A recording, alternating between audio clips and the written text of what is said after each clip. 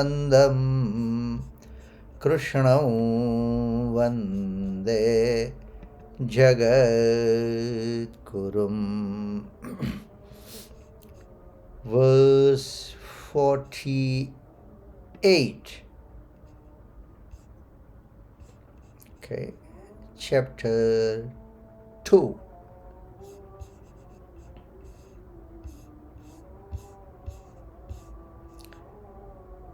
Yogastha Kuru Karmani. Yogastha Kuru Karmani. Sangan Tyaktva Dhananjaya. Sangan Tyaktva Dhananjaya. Siddhaya Siddhayoho Samo Bhutva. Siddhaya Siddhayoho Samo Bhutva. Samatvam Yoga Uchyate. Samatvam Yoga Uchyate. O Dhananjay. Dhananjay is one of the names of Arjun, and the meaning is the conqueror of wealth. O Dhananjay, perform actions, duties, being steadfast in the path of yoga, renouncing attachment, having become even-minded in success and failure. And that equanimity, equilibrium, is called yoga. Samatvam yoga uchyate. Equanimity is called yoga. So we'll be starting the verse 48 from today, right? But when, in this particular verse, the word yoga has been used twice, and the whole Bhagavad Gita, okay, it's towards the end of each chapter, it has been mentioned. Iti Sri Krishna Arjun Samvade Yoga Shastre. So it's a science of yoga. So when I was just preparing this verse 48 today, of course not in today's class, but just wanted to explore the different definition, of course, as per our scripture, what yoga means. Okay, Bhagavan has very clearly mentioned here, Samatvam yoga uchyate. Yoga karmasu kaushalam. And there are many definitions with this particular word yoga. But we will definitely try to at least to see what the scripture says about yoga, and then only we will be able to understand that it's yoga and not the yoga. Yoga may be for that physical exercise, okay, that maybe. But yoga used to join. It's a union. That's most important. Anyway, but we will definitely try to understand the different definition with the word yoga. Now, what it says, Sangan Tyaktva. You can become indifferent only if you have no attachment for actions, their fruits, place, time, incidents, circumstances, bodies, and minds, etc., which belong to matter. Because without being indifferent to actions, this cannot lead you to salvation. Again, yoga used to join the union between individual soul and supreme soul. And that's why it has been very clearly explained by, of course, our main reference book is Sadhak Sanjivani by Swami Ram Sukdas ji. And it says, what it says, without being indifferent to actions, this cannot lead you to salvation. And what it says previously, you can become indifferent only if you have no attachment, absolutely no attachment. No for action, fruits, place, time, body, mind, everything. Absolutely there is no attachment. The moment attachment comes, bondage is guaranteed. My Geeta class, bondage. You can say that it's something different, but when it comes to Vedantic term, it's a bondage. The moment attachment comes, one can define it, enlightened self-interest. That's fine, that's fine. No, but I'm doing for the better. That's fine, but the moment I came, I'm doing attachment. Even it is for Geeta class. So it starts from here.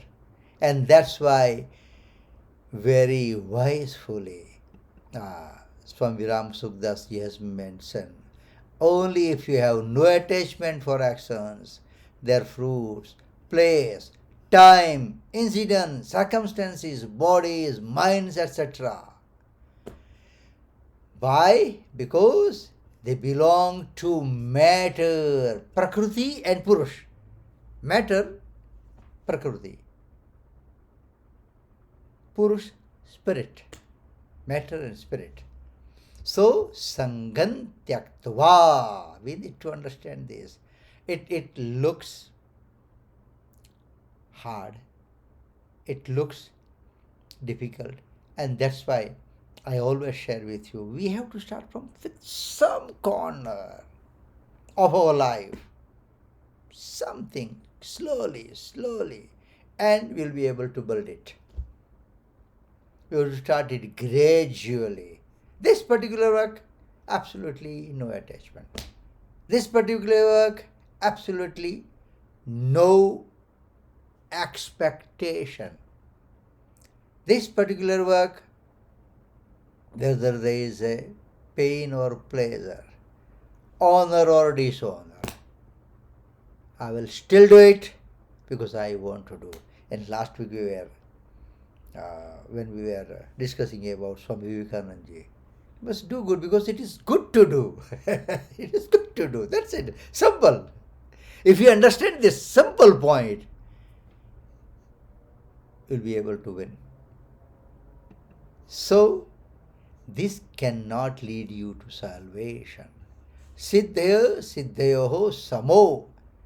Renunciation of attachment will result in evenness of mind. Samatvam, equanimity, samatvam yoga uchyate. A man should be even-minded. Where he should be even-minded? In favorable and unfavorable circumstances. In honor and dishonor. and pray and in praise and reproach. It can be anything. It can be totally two opposites. But the even-minded or evenness of mind should be the nature of one's life.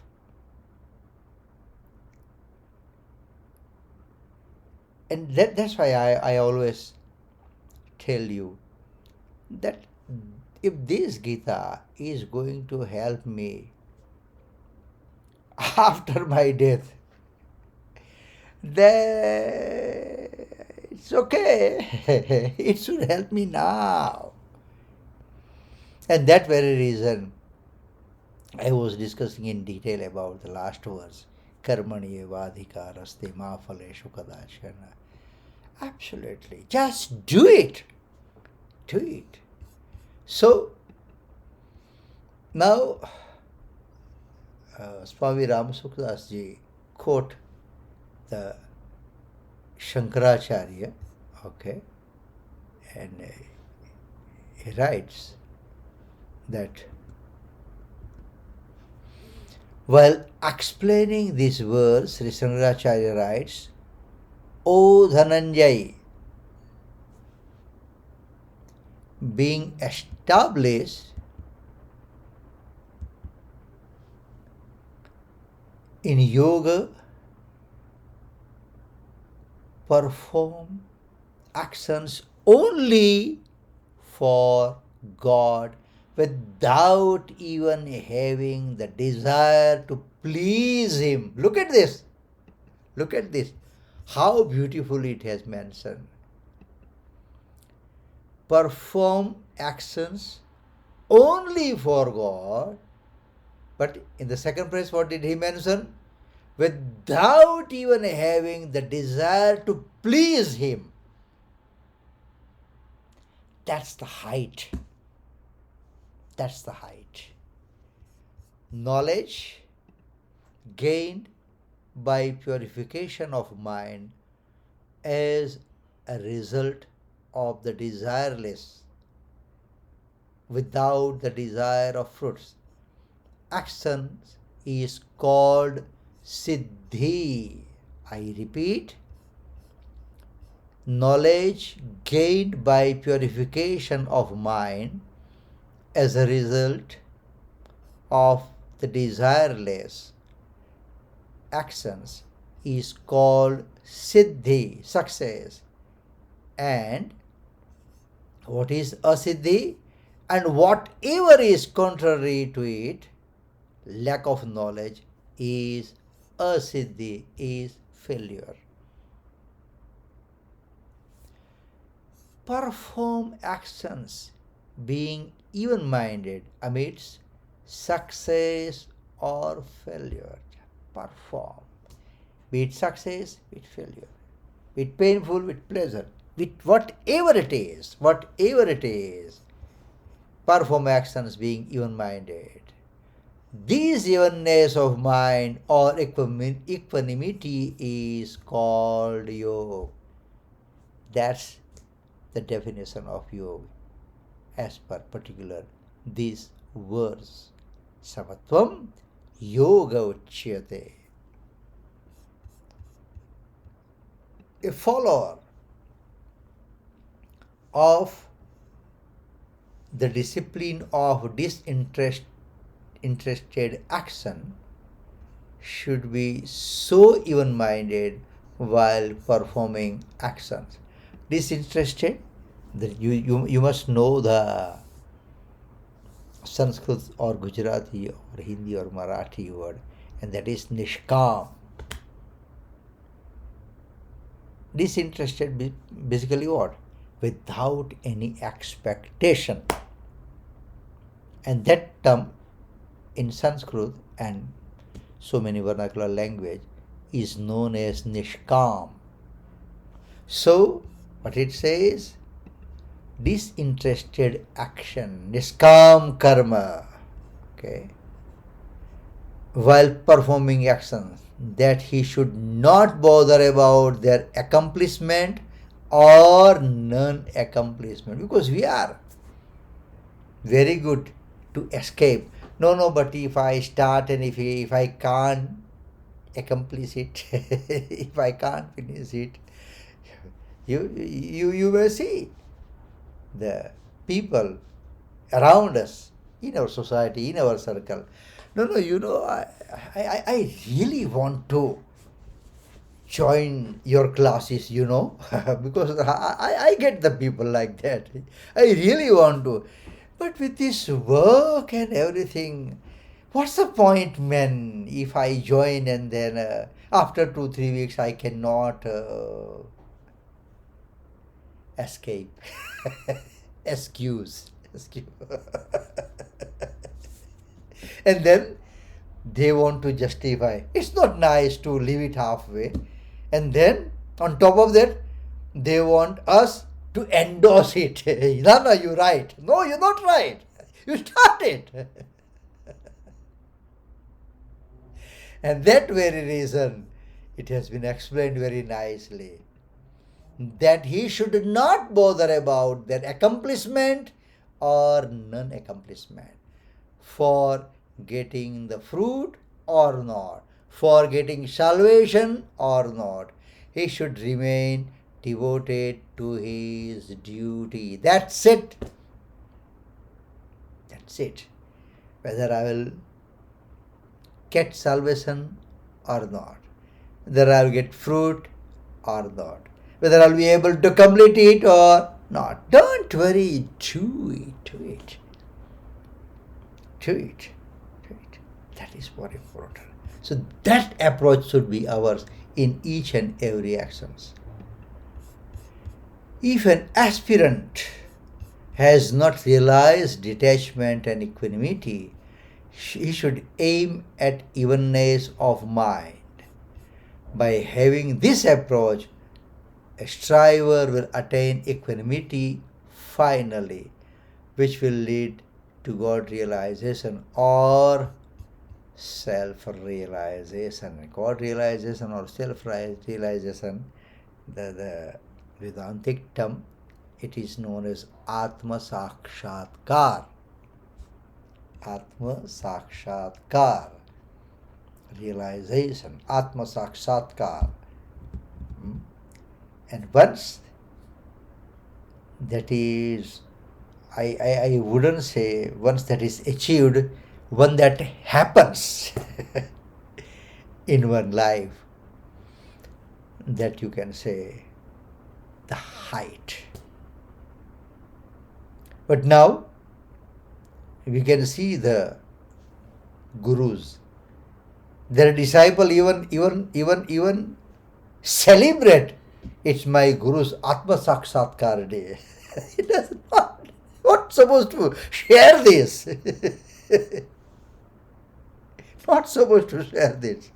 It's for me. We don't have to advertise it. Yogastha Kuru Karmani. Bhagavan says that the essence of true yoga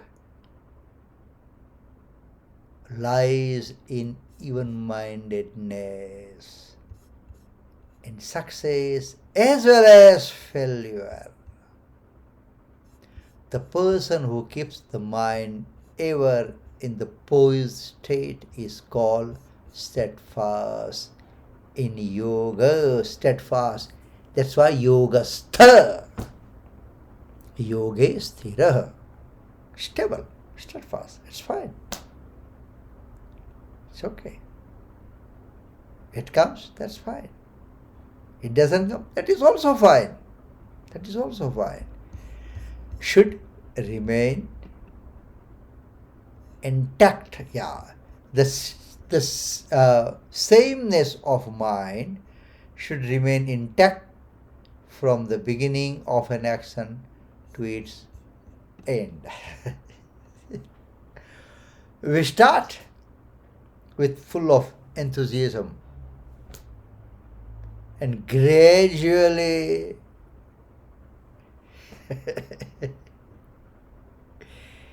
it fades. Forget, I mean, about the spiritual development or the spiritual path to develop on the path of spirituality. Even material world, those who are uh, running shop, those who are running shop, okay, or those who are working, right? The interest and the freshness and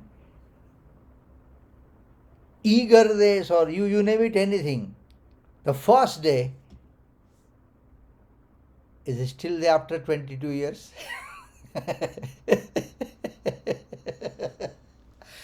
Ah, man, let me go.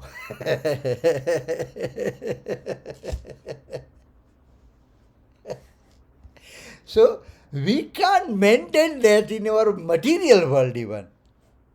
We can't maintain that in material world.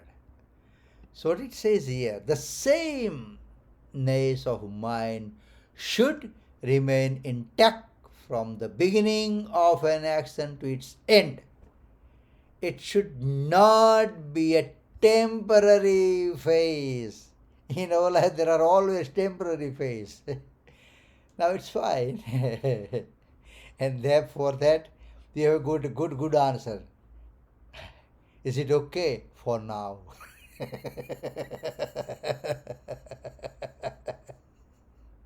Will you be able to join for now?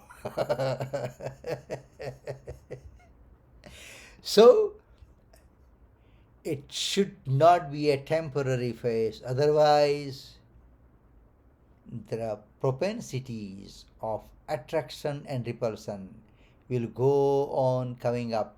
We should never allow such propensities to develop. Samatvam yoga uchyate. Yoga is nothing but equanimity. Equanimity is the embodiment of Bhagavan himself. There's nothing, something totally different, but that's Bhagavan himself. Fruit. Further, in the 19th verse of when it comes, 5th chapter, Bhagavan says, those whose mind is established in equanimity have conquered the mortal plane, because Brahma means the absolute, is flawless and equanimous. Hence, they are established in eternal. Here, yoga has been defined as equanimity, while in the 23rd verse of 6th chapter, it will be defined as the state which is free from the contact of pain. And then Swamiji explains here, actually, both the definitions are same. Because being the result of that particular thing, I mean, look, and then Swamiji has given the example, okay? Right? For an example, it's itching in your feet, okay? You start this, right? Okay? Then, while you're in the process, you feel good, but after that, it creates a burning sensation, isn't it? So the same thing, become the pain, which was pleasure. And that's why it has written here, equanimity, samatvam yoga uchyate. Being the result of a disease, both these sensations are really painful. Similarly, the pleasure and pain received from attachment to the world are equally painful. Equally painful. Okay. It I mean, it can be anything. It can be anything. To take this in our day-to-day practice. Okay. Now, the son is not getting married, or the daughter is not getting married. All right. They got married. Pleasure. Okay. After a few years, it's not going nice between them. That's the same thing. Became pain, which was pleasure. That's the world. That's the world. Similarly, the pleasure and pain received from attachment to the world are equally painful. Therefore, yoga can either be defined as the state free from the contact of pain, free from pleasure and pain, or equanimity in pleasure and pain. Both are same. It's fine. They should get married. Fine. Good. It's 20 hours. When it comes time, that's fine. They fight. It's okay. then, then, then, then we need to do the introspection. Did we fight?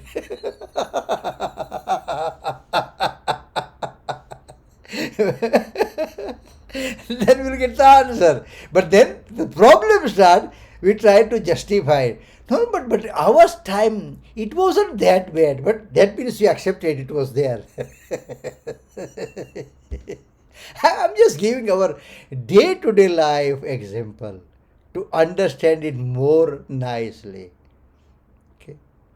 So not to blame anybody else, I mean, and that's why I told you introspection. Did we fight at that age? And 9 out of 10, the answer is yes. I put myself in 9, not in 1, okay?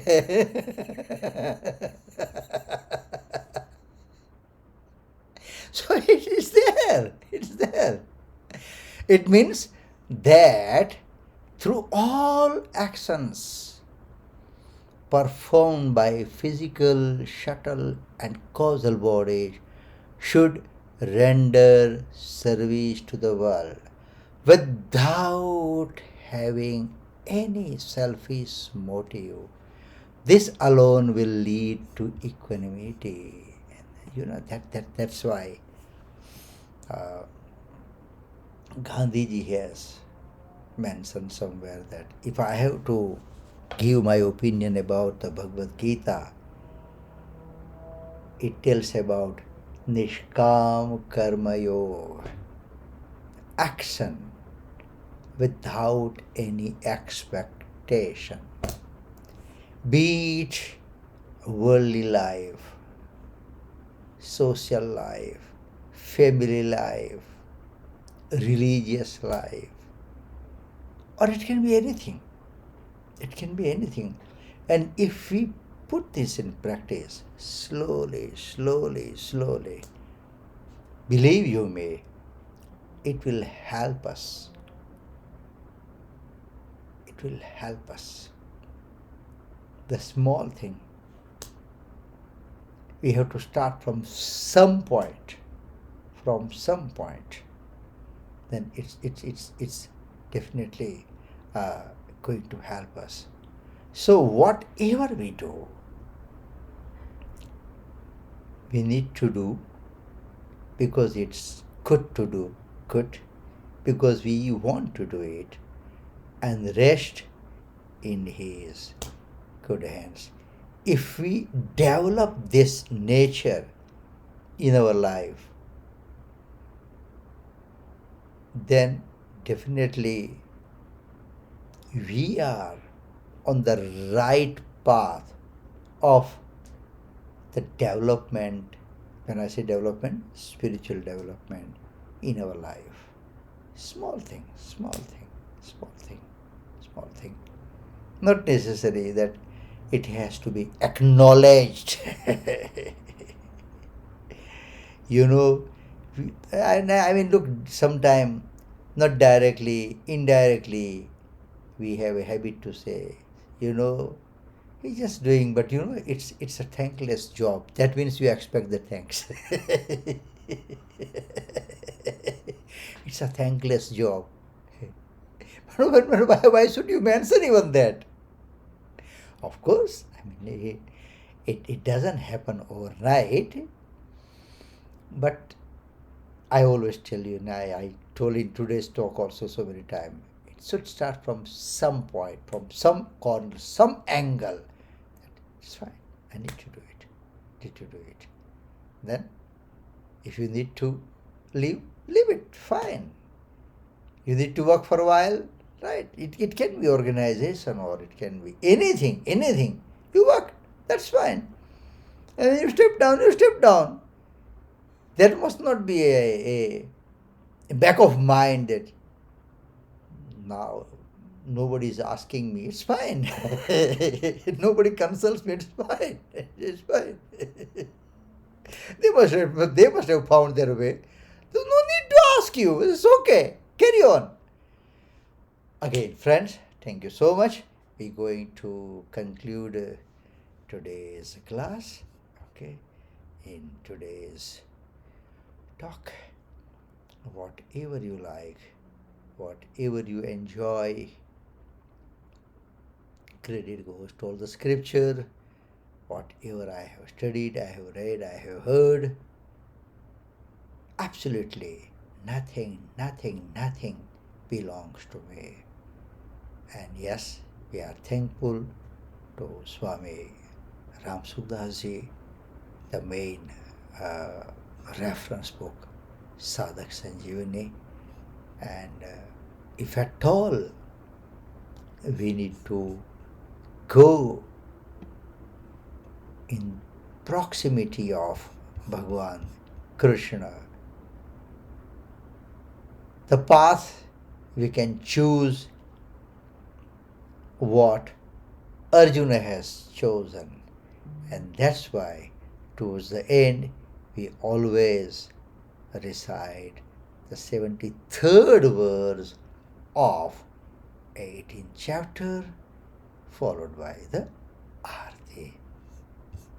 Nashto moha smrudirlabdha त्वत्प्रसादान्मयाच्युत स्थितोऽस्मि गतसन्देहः करिष्ये वचनं तव करिष्ये वचनं